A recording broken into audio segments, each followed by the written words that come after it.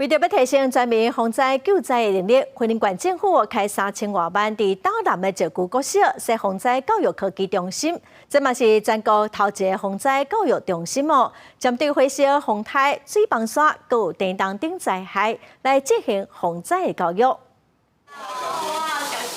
霹雳雨伞、体验大风大雨临场感，为了提升县内学生和民众防灾和救灾重视和能力，文管府开3300多万，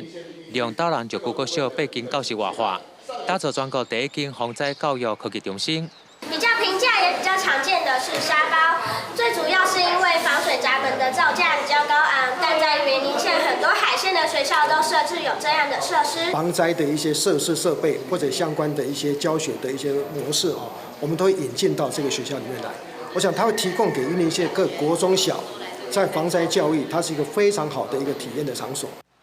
教处表示，防灾教育科技中心建置4间的防灾体验教室、4间防灾创意课程教室，以火灾、风台、大水、地震和土石流等10年的实践，要让学生和民众在模拟的环境中学习应变，体验学习灾害发生时的逃生技术。现在地震非常频繁哦，那我们如何在这地震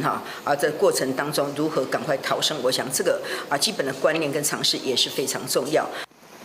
文管府就讲，面对风台和地震、水灾等应变，管府会在草岭、华山等山区建置边坡滑落监测器，沿海较低淹水地区设置注意及时的监测系统，持续引进先进的防灾设备和教学模式，将防灾教育科技中心提供各中小社区民众做体验。举办讲座和训练课程，来提升防灾能力。公司新闻王伟雄为你报道。